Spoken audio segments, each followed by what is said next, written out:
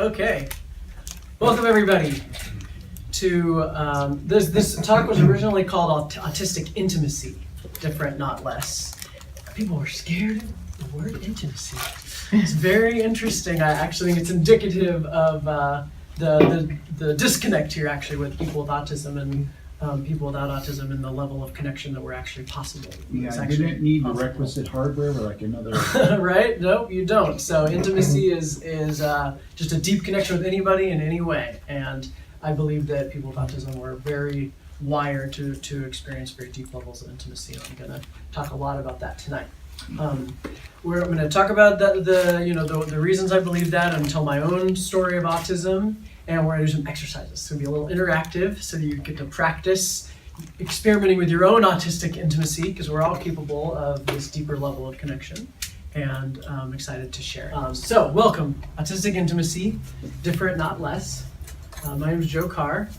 I grew up undiagnosed with autism and recently started the Aspie Power Project to unite Aspies, people with autism, to access our unique gifts, the very unique gifts that autism brings us. I don't believe that we're disabled or that there's anything wrong with us, that we're special, we have very unique gifts and unique challenges.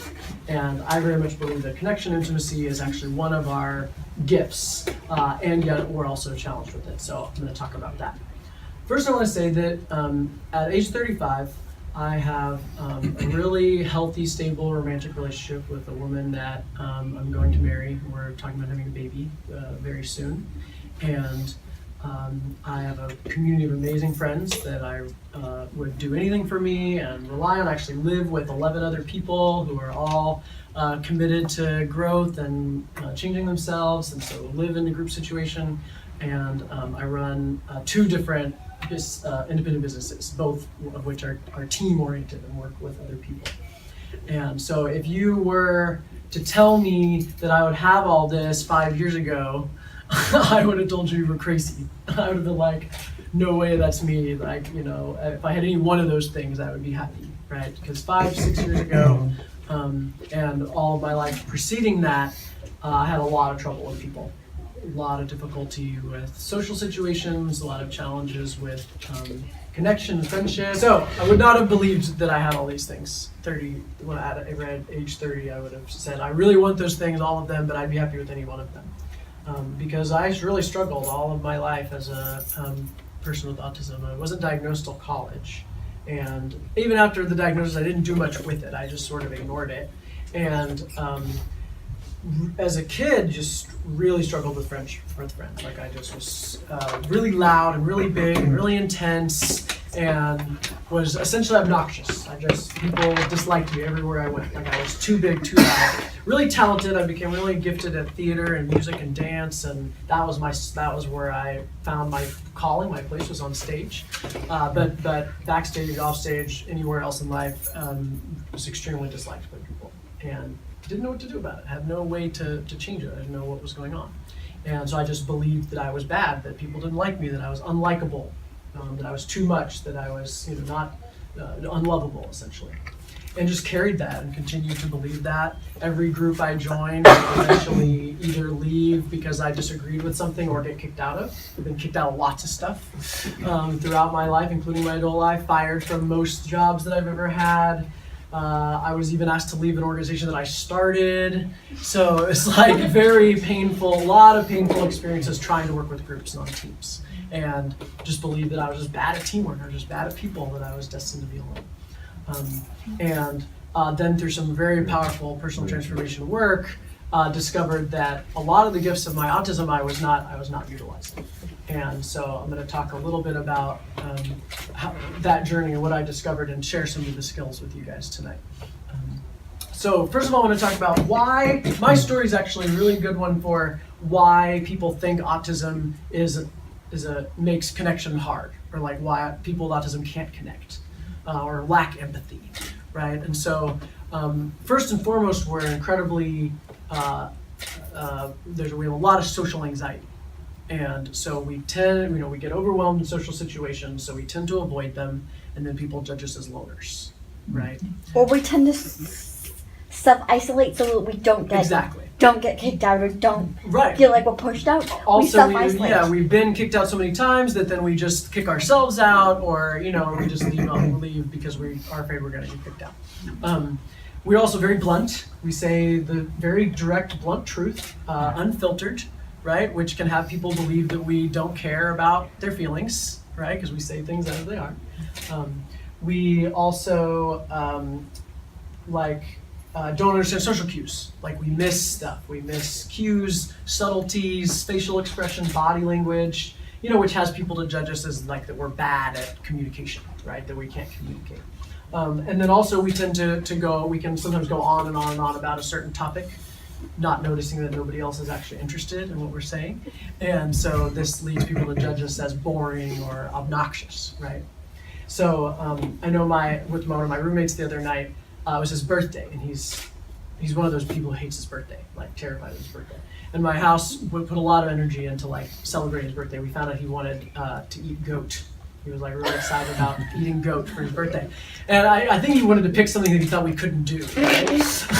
but we did it. We found goat. And we cooked it. And he walks in, and we have the whole house there. And I'm like, and people are making dinner because we have house dinner. And I'm like, Al, look, we made you goat. He's like, what? I'm like, right there, it's goat. He's like, what are you talking about? I'm like, there's goat. Look, we made you goat. And he's like, looks at it, and he just like runs out the house.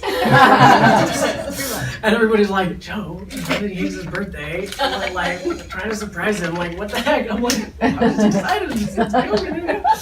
So, it's just an example of like, very the clear truth. Like, I didn't quite notice that he was, subtly uncomfortable about this.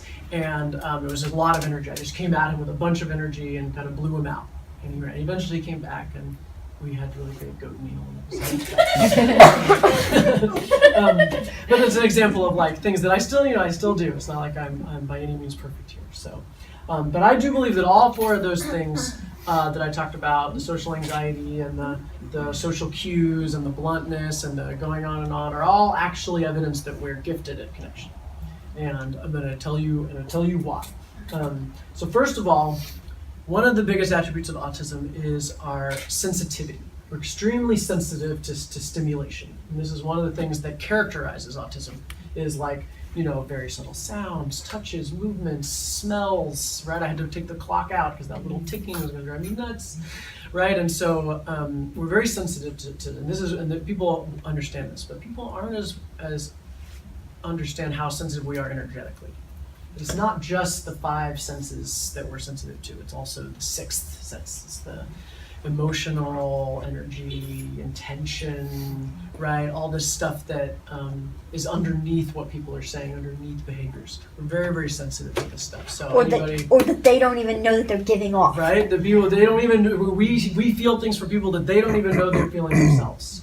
And this is actually what leads to us not understanding social cues or words or body language, because we don't even need to see it because we're feeling you underneath it. But so often it's not consistent. People's words, people's facial expressions don't actually match what they're feeling. And so it leaves us very confused. We're like, we feel this thing, but then you're saying you feel something else, so I just must be crazy, right? I just must be bad at this. Right? But in half the time they're hiding it. Yeah, or in denial themselves. So they're either hiding it because they're uncomfortable with it, or they don't even know it, right? And so it's a very easy thing to get confused. Well, so there's different ways of coping we have, right?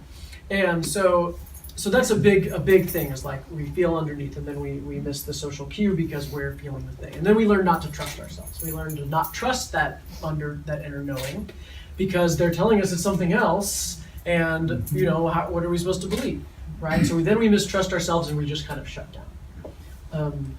This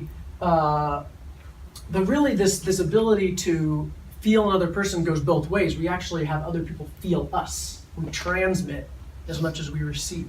And so if you've ever been around somebody who, if you notice an autistic person is in a bad mood, suddenly like everybody will be in a bad mood. Or if they're like really excited and worked up, the whole room might get excited and worked up.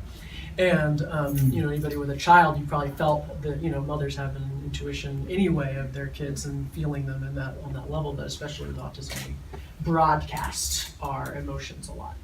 And so if we're have a negative emotion or negative idea about ourselves, which we've gotten from our life experience, we can sometimes transmit that. And it comes in the room before we do, right? And we just tell everybody we're unlovable and we're obnoxious and you're not gonna like us, right? And they feel it energetically and they match it, mirror it back. So one of the big things I learned to do was to get clear on what I believed about myself and intentionally transmit a lot of joy and warmth and love, and then I got that back. And so this ability to feel others and be felt is the very definition of connection, right? I mean, that is like the heart of connection, is this feeling level stuff. So we don't perform at it very well using the right social cues or the politeness or whatever, but like on the deeper level, like we feel a lot, we can feel each other. We are very vulnerable because we speak the truth. Our truth speaking, our bluntness is actually all about vulnerability. Like that's like, it makes vulnerability a lot easier for us than maybe other people have all these filters. I know my partner, she just, tons and tons of filters. Like everything she says comes through 10 filters. And so when we're trying to be intimate, she's trying to share with me what she's feeling, it's slow and I have to dig down layers of what she's telling me to get to where she's at. Whereas I can tell her on the first try, I can very quickly admit when I'm wrong. I can very quickly admit when I'm sad or scared about something. Or if I'm angry, like in fact, I can't not admit it, right? Like I can't hide it, right? It's like all the way out. And so, I really believe that bluntness is very much a connection superpower, when utilized that way. And then finally, we have this intensity of attention, right? Our going on and on is about how much attention we can have around a specific topic that we're interested in. And if that attention gets directed on you, if we put that attention on a person or in a relationship, is very powerful. Really, attention is the thing that we want from other people the most. We want to be seen, we want to be heard and felt. And our intensity of attention there can feel really, really good. Once again, if we're mindful that that's what we're doing, and if the person's actually ready to receive it. And so this is like, so like here's my recipe, right? My recipe for Aspie connection is taking this sensitivity, this ability to feel another person, trusting that, and then using our blunt, vulnerable honesty and our intensity of attention to match the level that they're able to receive. I call it calibration, right? We like tune into the person, listen to what they're saying energetically, trust ourselves, believe that what I'm feeling is actually what's going on, and then give them a truth that is matched to where they're at, right? Which could be super deep and intense, or could be like, very shallow, based off what they're able to receive. And it's a very complicated skill that is never perfect. I've never done it perfectly. And the more I do it, the more I practice doing that, the better I get at it. But the first thing is I have to trust that I know. If I try to perform, if I try to guess in my head the thing that they want to hear, or if I try to interpret her body language, am I saying too much? Is this too intense? Right? Or if I listen to her words, which is the worst thing, because people will tell you yes when they mean no, and they'll tell you no when they mean, is this okay?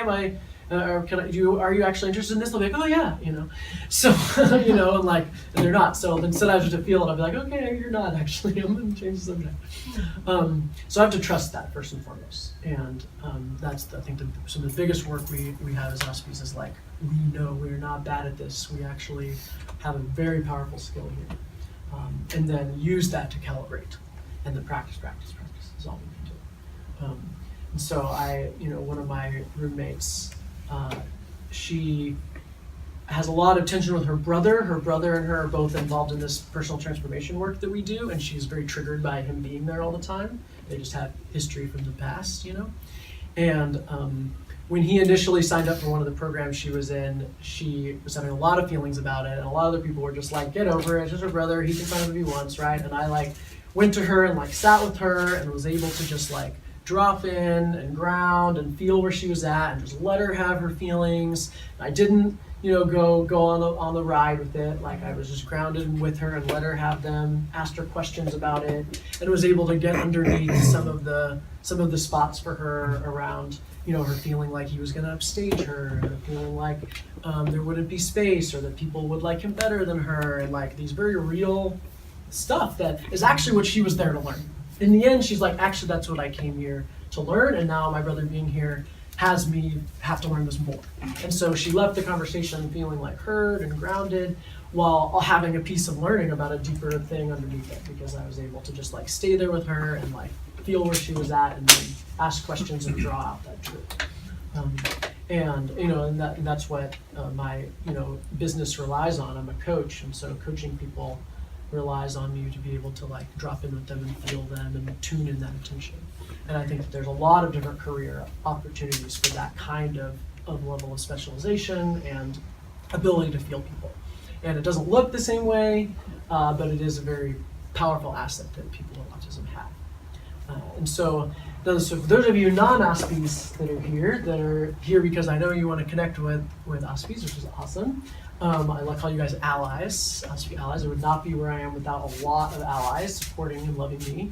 My partner and all of my housemates are all non-Aspies, so I spend a lot of time with the allies, and I love the support you guys give. So these are some things that I've learned from like how to be with me, basically, like what works especially well. And so first of all, be open to this body level connection, right? Which is uncomfortable. It's uncomfortable to have somebody else in your system feeling you, right? Like it's very intimate, and so this is how we are all the time, right? Like we feel other people. We go to the grocery store and we're checking out, and I'm feeling that person, right? Like I can't turn that off. So you guys can choose to turn it on and off, and with us, the opportunity is to turn it on and like let yourself be felt there. And you can also practice it with other people, because it is a way to feel people deeply.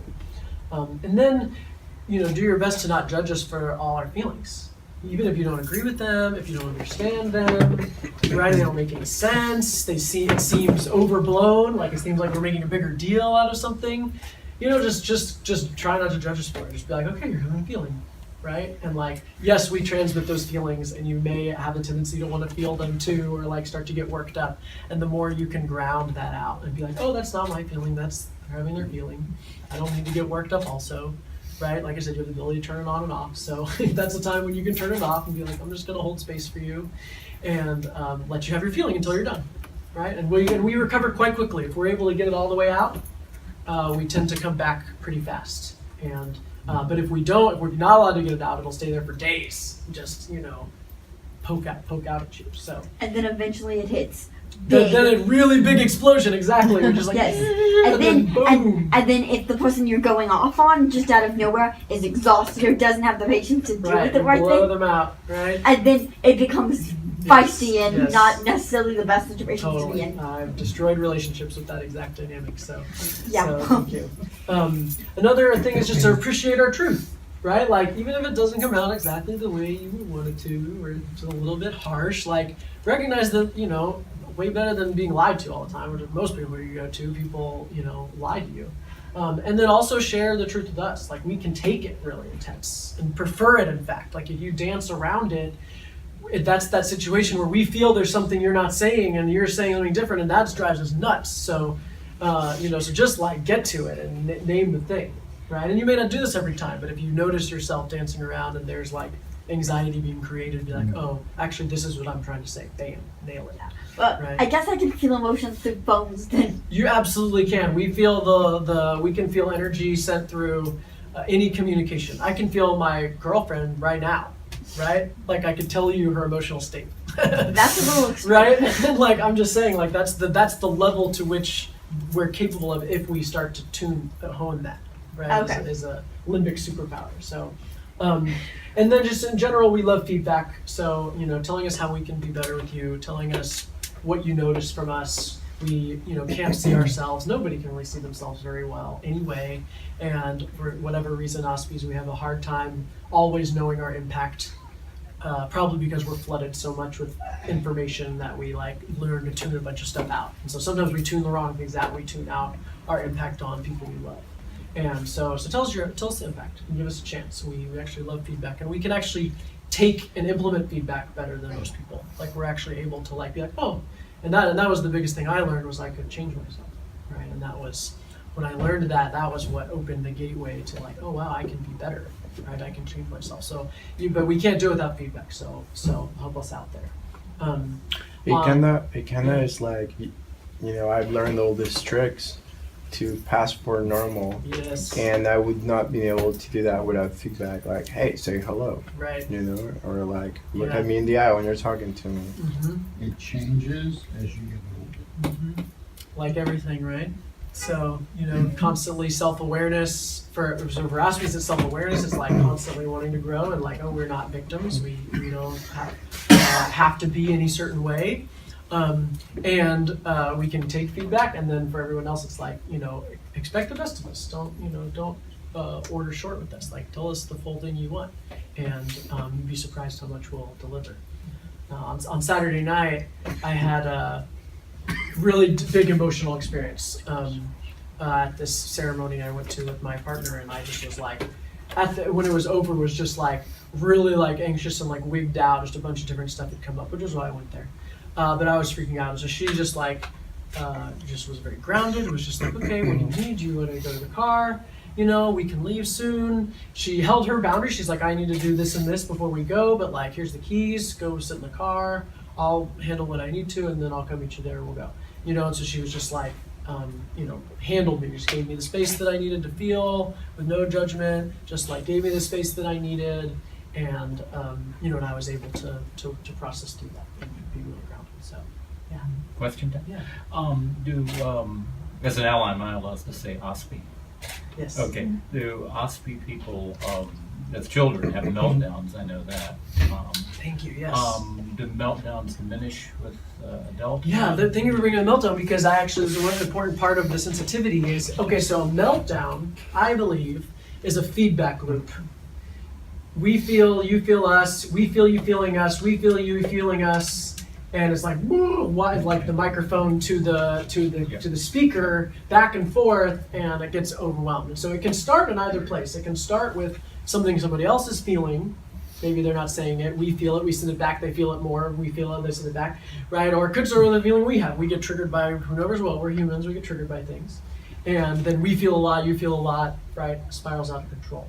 And so meltdowns change as you get older, as Chris was saying. I wouldn't say that they ever totally go away. Like that sense of overwhelmedness Can still cause them. The feedback loop is still there. And so, I've learned a lot of mindfulness practices on how to breathe and how to ground and how to change my system so it changes theirs. So when somebody's freaking out, instead of me freaking out back and then going back and forth, instead I ground them. And I send them down, and then we both are more grounded, right? Which I can do if I have a lot of mindfulness and attention, and if I don't, if I'm tired or I'm worked up already, like, could go into meltdown. So like Saturday night was the example of what I would, consider an adult meltdown, where I was just like, I need to get out of here, I have a lot of feelings, I need to leave, like, just needed to have space. So, so they change, but they don't ever totally go away, right? We can go and take some other questions. I have an exercise I want to end with, but we can take questions before that. Yeah. Restroom? Yeah, it's right up the stairs. Up the stairs, should we use the one down the stairs? Yeah, there's people in there doing something. So, another question? Yeah. I'm sorry, this lady should go. I was interested in what you had to say about calibration, where you're feeding or you're perceiving what the other person is feeling and reading them. And you have trouble when their words don't match what you're reading. Have you ever had an experience with a psychopathic person who broadcasts false emotions? I mean, I've never met somebody who could actually broadcast falsely, to me at least. Okay. Right? They can perform it, and a lot of other people will believe it, but I can feel it. Right? Talent. And it's actually the other way around most of the time. Usually it's people broadcasting as really normal and safe, but are actually psychopaths. That's probably where I have more experience, where I'd be like, that person ain't right, you know, and everybody else, what do you mean? They're fine, they're cool, whatever, and like, you know, and then But a we week feel later they're they've not. stolen their stereo or something, right? I'm like, you know, I tried to tell you, like, if I felt something there, and so that's where like our instincts are just super well honed there. And we do really well with other people who have instincts, like children, animals, trauma survivors, you know, someone in a really heightened emotional state, like because we're so in unison with our words and our feeling, we're very trustworthy. And so like kids will trust us really quickly, like because kids have that intuition if your energy's off, you know, dogs, right? They know that kind of thing. So it goes both ways. We can feel it, and then we have other people feel it. Wouldn't you say almost like we prefer that? Because I know I do. I prefer like high emotion to. It's such an interesting thing. So because we're so sensitive, there's a way that we like it, really like sensory deprivation, like very calm and peaceful, or we actually love really intense, overwhelming sensation. Like there's a way that anything in between, the little tag on the clothes will drive me crazy, or the ticking clock. But like, you know, loud, like really loud music, or especially high emotions. For some reason, I just love being in high sensation emotion situations. Like if somebody's like freaking out, everybody's like, "What are we doing?" I'm like, "Yeah, this is great. Let's It's like let a it plane feel it." crash. I guess so, right? That's me, but it's all the dramatic version of it. Right. And so my mom's Drama. like, please turn the drama down. Right. But I just live it because that's how my brain functions. Yeah, totally. So that's awesome. Angela? I don't know if this fits. I have a lot of trouble with literal, like I'm literal, and that seems to be get me in just tons and tons of trouble. So I was wondering if you have any tricks. Like you're that. literal, like you're blunt? Like you No, speak. well, yeah, but that No, like- I've always been. I mean, like somebody says, Oh, go left, and you go, and right. it's not left, Or or I'm gonna pull you Kinda back. left. well, last night I got him. I said, you know, are you finished? And They said yes. they said yes. And they weren't finished. Yes, go set up the backgammon board. I'll be there in a few Yeah, minutes. awesome. And then took a phone call and did a whole nother thing. And the thing is, I said, are you finished? Like, I have learned to make that space. Yeah. You know, do you need some more time? So here's my And the question. person said no. So when you asked that, was there any part of you that didn't believe them? Even a real subtle doubt that you had? No. Well, the phone rang. I mean, he couldn't have known he was going to get a phone call. Right. But he took it. Yeah. But so just for you, like looking back on it, was there any cue that it wasn't fully true, what he was saying? Maybe. Right? Right. So just don't even bother to do the linguistic. Just You can feel add, I mean, it. you can. Well, no, when use you it were as saying that, data. I thought, oh, that's interesting. Right? But if they just insist. Yeah. you That's know, where, it's so just- that's just like, it's an opportunity for connection, because if they're insisting something is true that you feel isn't, then that's there's some very dissonance in them, Right. which is a call for help in the end. It's like, something's out of sync with me, Right. right? And so it's a gift for you to feel that, and then for you to say, hey, stop doing what you're doing, there's something happening for you, what is it? Let's look at it. And if they don't want to, they don't want to, and they won't, right? Mhm. But you can invite them and create the opportunity, and then at least you know you're not crazy. You're like, okay, well, Yeah, there's right. something there, right? I like what you said about trusting. Yeah, they trust us. Sometimes it's a very quiet doubt, right? Sometimes it's like everything is in harmony except this one little thing.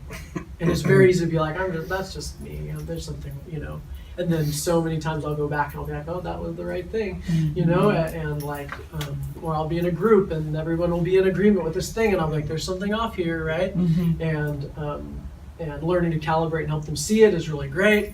In the end, I would scream about it and leave the group. Whereas before, I trusted myself. Now that I trust myself enough, I can just be like, I see it. You guys don't believe me. We'll just wait and see. You know, I don't need them to agree.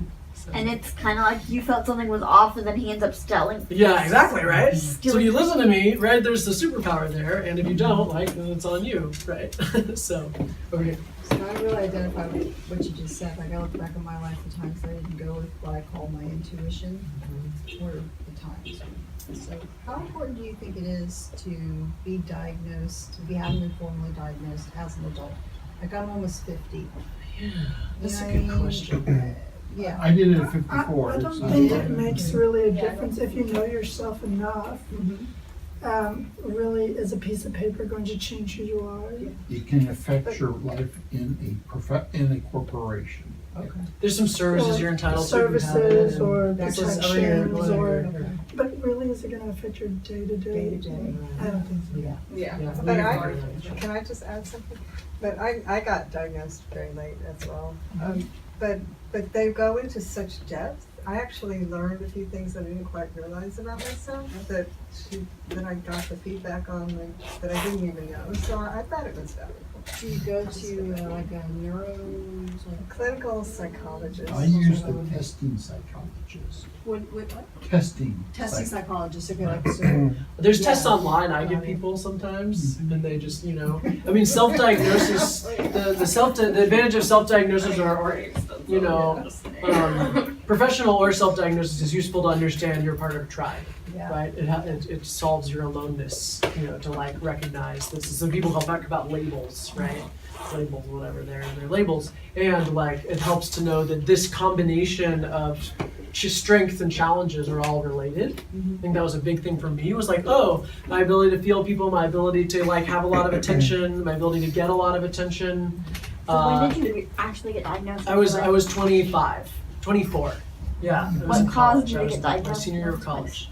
I was a senior in college, and it was issues with dating and sex that had me get diagnosed. I had a lot of trouble because I was trained to listen to words rather than energy, right? Like I would continually violate women's boundaries. Like I would just like cross them, right? If they didn't say no or they didn't tell me to stop, then I assumed that they wanted it, and I wasn't listening to what their body was telling me, which in every single time, like you say, every single time I knew on some level they didn't, but they weren't saying so. So I had, with impulse control issues too. So like, I had impulse, there's a lot of sensation, I was unconscious, and I would just essentially accidentally violate women. Like I didn't mean to hurt them, but a couple different women in a row like expressed, difficulty with me there. And so I sought out a men's sex therapist who's like, so I must be a violator, perpetrator, rapist, like I just thought like, so I sought out like a men's,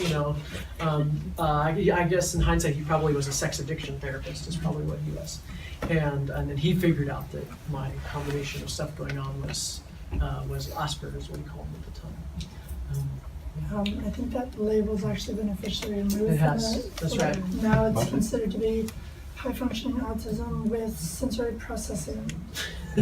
I just call it Aspies. Except it kind of seems crazy if they took Asperger's out there, because there's a big difference between autism and Asperger's.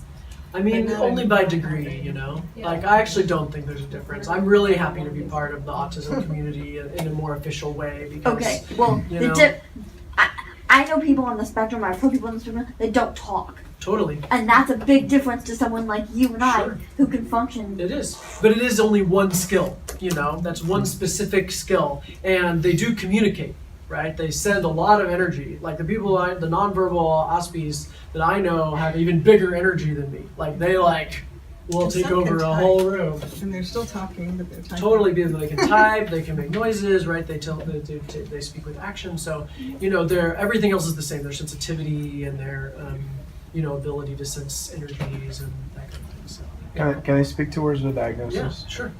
So I'm 36, and I was just having a lot of problems with my child. I have a 6-year-old. Just bounces off the walls too. The way I was when I was growing up. And I was like, well, I was just like him. And my girlfriend actually suggested that I read up on Asperger's. And I was like, oh, difficult to connect. Does better in smaller groups. Like, gets most of their social interaction from their partner. Like, everything they were saying was what I struggle with. Like, actually being an adult has been really challenging for me. From living on my own to taking care of myself, holding jobs. Like, everything has been, like, I had enough of the description to be convinced that I was in the spectrum, and when I took the tests, I passed with flying colors. Like, like, when I took the test, I'm not considered Asperger's. When I look at everything, I've experienced all those difficulties. and I've learned to adapt because I was never labeled. So like I never labeled myself. I never made myself less. So I feel like the being diagnosed for me has been empowering because now I know, oh, there's nothing wrong with me. It's just something that is different about, and not necessarily bad, but actually is like a superpower, like Joe describes. I liken it to like finding out you're a Taurus, or you're or you're a 7 on the Enneagram. It's like, oh, all these things come together. Not all of them fit, but most of them do, and like Totally arbitrary. you're right. It's like or what is it? Human design is the new one, right? And there's just like there's stuff to learn from that. Nobody like judges you for being a 7. You're not disabled because you're a 7, right? And so I don't like. even know what that means, but Right, Enneagram, yeah, or ENFJ for Myers-Briggs or whatever, all those different personality INTP. types, yeah. And so, so just useful to understand yourself. It's a useful self-understanding, and it's as long as we take the judgment out of it, it's actually awesome. Because I genuinely believe autism is an indigenous human experience, like that it's indigenous to humans, and that the only thing that's changed, the only reason people see it as a disorder, it's like more extreme now, is because our society has become increasingly rigid. And increasingly toxic, like the toxins in our environment. We in addition to being energetically sensitive, we're physically sensitive. We don't detox as fast. Like we're very sensitive to toxins, which is, I think, why the immunizations can trigger autism response in kids, right? A lot of people have found a correlation there, but they haven't been able to prove that it causes it, right? And then I don't think it causes it. I think it's just there's a lot of toxic stuff in immunizations, and so for some kids, that's like what triggers some of the most challenging things. So by the more I can be toxin free in my environment, the more stable I am, the less of the challenges I need to have. so I'm assuming based on that you don't do like flu shots. That's right. I don't do vaccines for sure. I eat paleo diet, so I eliminate grains. I'm much organic as possible. I take a lot of different supplements around digestion and around purification. I love anything purifying. I love Bikram yoga, sweat lodges, clay baths, right? Things that are salt baths, right? Things that detox. I like really can feel in my body. I can feel the difference from doing detoxing. So that's definitely just a sort of a tip and trick for an Aspie person is like. I've noticed the same thing. Like yeah. when I eat organic foods versus just like the regular processed food, which is cheaper but not as good for you. Yeah. Like, it affects my mood. It Yeah. affects my body chemistry. It affects Right. everything. We're very sensitive, so it's like I get mad about it sometimes. I'm like, why can't I eat the pizza? And then I just remember like, okay, I can't eat the pizza because I can feel everybody in the room, which is a superpower. Right? I have to just remember that like I'm more sensitive physically, but I would not trade the energetic sensitivity for anything and what it's brought me in my life. So, a couple more, yeah. Have any of you tried the Bravo probiotic yogurt? Bravo. Huh. Probiotics are great in general. The probiotic yogurt, I eat that. Yeah. You do?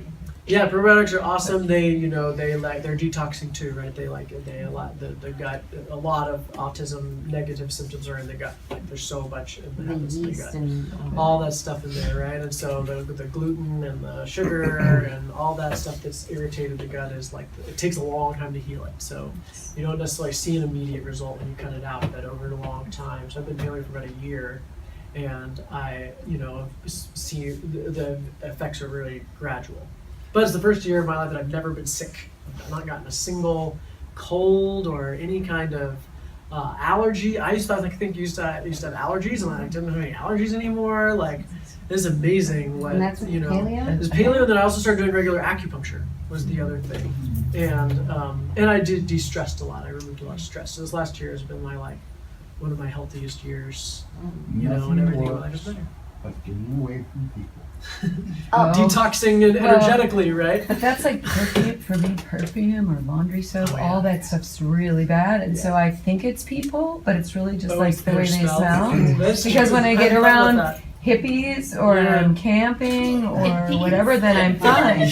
Well, I mean, people who use like deodorant from Whole Foods, I Yeah. know what drives me and crazy. and I'm like, oh, I don't hate Everything people. has a different smell. Their detergent, their hair soap, their body Yeah, soap. it's It's, so it's like confusing. it's It overwhelming. is completely. Right? And so for us, like, you know, in indigenous people, you know, we would have been able to smell the tiger, you know, coming, or we would have been able to smell the deer far away, but we're bombarded by all this stuff. So, you know, I had another. Input, but it's the chemicals too. Oh, right. It's both. The It's energetic, input and chemicals. energetic detoxing. So, Acupuncture is also not for everyone. none of this thing's for everybody, right? Every single human is different. Every Aspie is different, right? So there's no formula. And what works for me on a given day doesn't work the next day, right? So it's like, if you feel your body and you tune into it, mindfulness practice, really powerful ability to like talk to our bodies and like ask what it wants. And the cleaner you are of toxins, the more clear your body speaks to you. So how do you get, not, my son's autistic. So, and then you say about feeling other people. Yeah.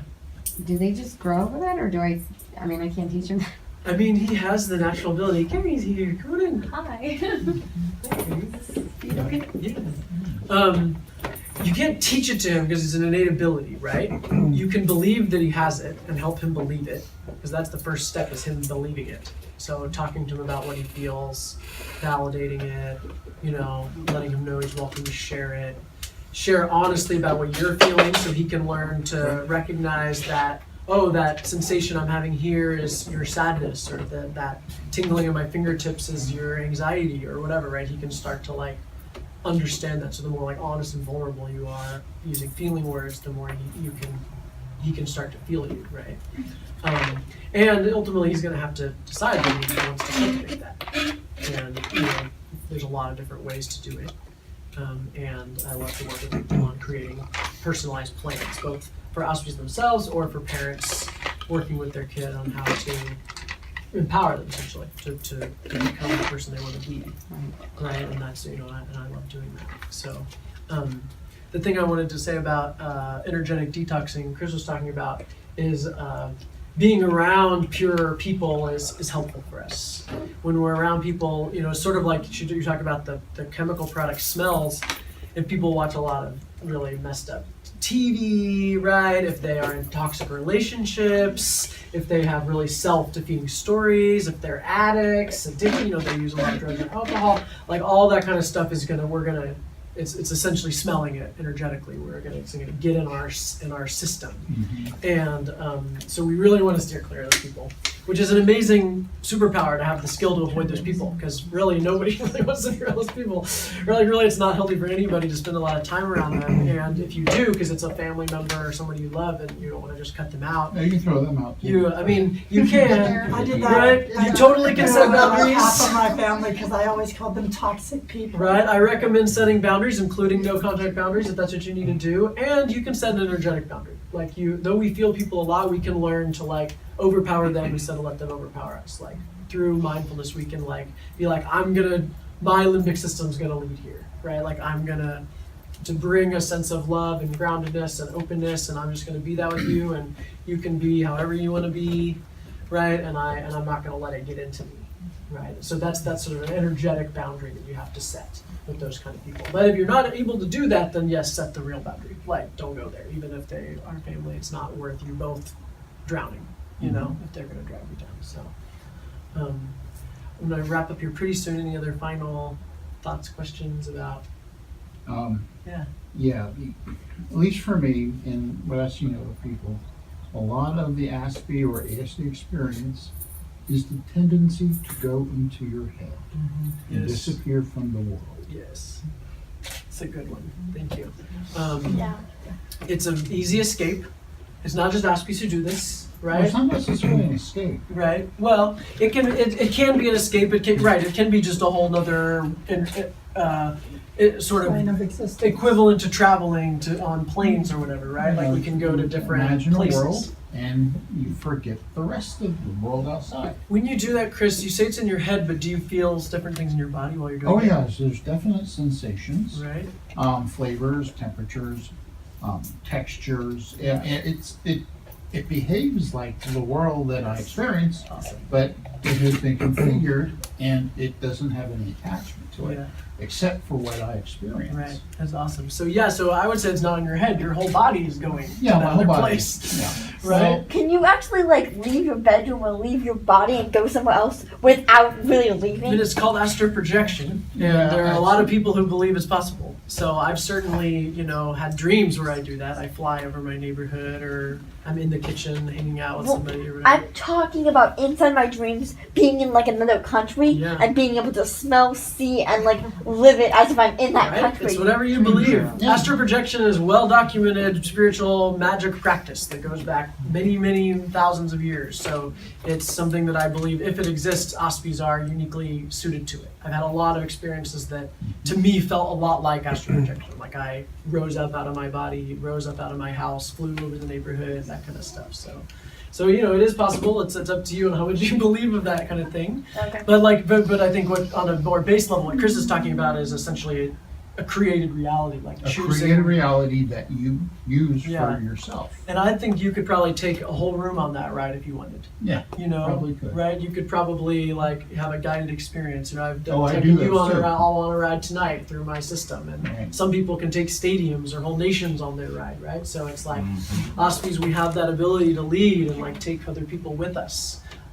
And it's actually more in the body than the head. Mhm. And getting in the head is what trips us up, is we try to analyze everything, try to figure out the facial expression of the body language or the words, and we can't figure it out. And then we've disconnected from our bodies because we're trying to figure it out so hard, and then we miss the whole point.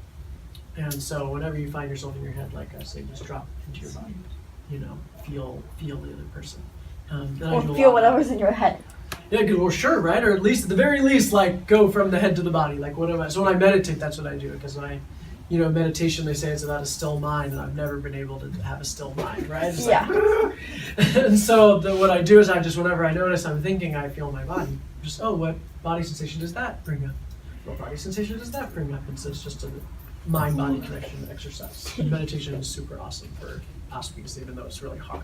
And even 5 minutes is like amazing. We can get a lot out of 5 minutes of meditation. 30 minutes would be equivalent of hell, probably. So, 20 I can handle, but really 5 to 10 is Have really you ever like tried tanking? tanking, like the deprivation tanks. Yes. I've heard about these. I really Oh, want they're to do wonderful. it. The float It's tanks. been a while, but I did it a few times. I have a Don't free do it one with that I any haven't exit used. tanks. Oh, I love it. I have a free float tank and I want to do it. I said thank you for bringing that up because float tanks sound really awesome. So So what is a float tank? it's a sensory deprivation tank where you're suspended in high density salt water so that you're weightless. You Mhm. can't even feel gravity. Temperature of the water is Room to at body your temperature. at your body temperature, Yeah. like 93 degrees, your skin temperature. So you have no sensation of the environment. The only thing that's left is your brain. There's no sound, no smell, there's a little bit of Well, you smell, can right? adjust. There's Well, like yeah, there's a tiny probably- bit of salt smell. Not- But essentially sensory deprivation. There's no, and you're weightless. So it's like complete stillness. The one on South Lamar. So it sounds like equally terrifying and awesome at the same time. Like, so I definitely want to try it. Yeah. Okay. Yeah, it's called. That one's they're- better than the one. Yeah, it's called float tank. So I you wanted look to up do float. that, I was born in '67 and I experienced what you're talking about, the astral projection. I used to fly Right. around. And I think, as I got older, that was always, I was told to suppress that. You know what I mean? So, Right. plus just the way that we grow up and we're told to suppress these things, right? Yeah. It's kind of should like when you learn get to a to certain talk age, about everyone's like, well, time to put your stuffed animals. They can stay in your closet in boxes. But you They can't. can't stay out. And I'm like, I'm almost 21, but it's like I want to pull out my 2 buckets of stuffed animals and sleep with all my stuffed animals. Do you know how many adults actually want to do that? Have you ever seen a dad, new dad play with his kids' toys? Like, like it's just every human wants to do that. And Aspies, we just or just don't repress it. We're just more human, really. Like, we just don't have the filters. I walked in a toy store to try to get ideas from my cousins today, and I'm like, there's about a zillion things I actually want for myself. Right? Totally. So, So I remember reading about an article about float tanks. So right? this There is you like go. mid-70s, Interesting. right? Coming And back around. I thought, wow. For me, that's what I dreamt of, is being able to do John something Con like was that. it a book by John Cunningham Lilly? Okay. He was one of the early developers of that technology.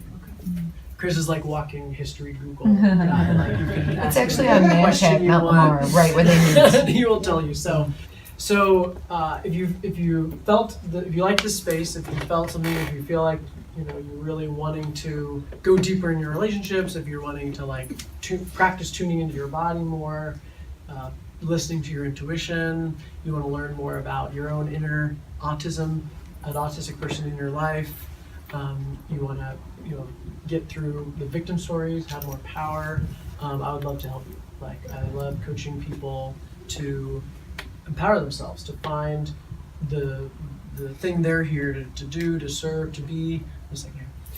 And I love coaching Aspie allies, like people who want to serve other Aspies. Like I love helping teach you how to be with them, because I wouldn't be where I am without y'all. And I really love supporting you, because you also have everything you need to be successful with them as a parent or as a lover or whatever. You have what you need, and so I'd love to just help you bring that out of you. So come and talk to me afterwards if you want to talk about how that could look. I would love to work with you all. So you had a quick announcement? No, I had a question for you. Okay, we can talk afterwards. It's good. Okay. So yeah, so awesome. So we can hang out. We have the space for a little bit longer, so we can hang out, mingle a little bit, and enjoy the intimacy, and go forth and be autistic. Can we get up and move around too?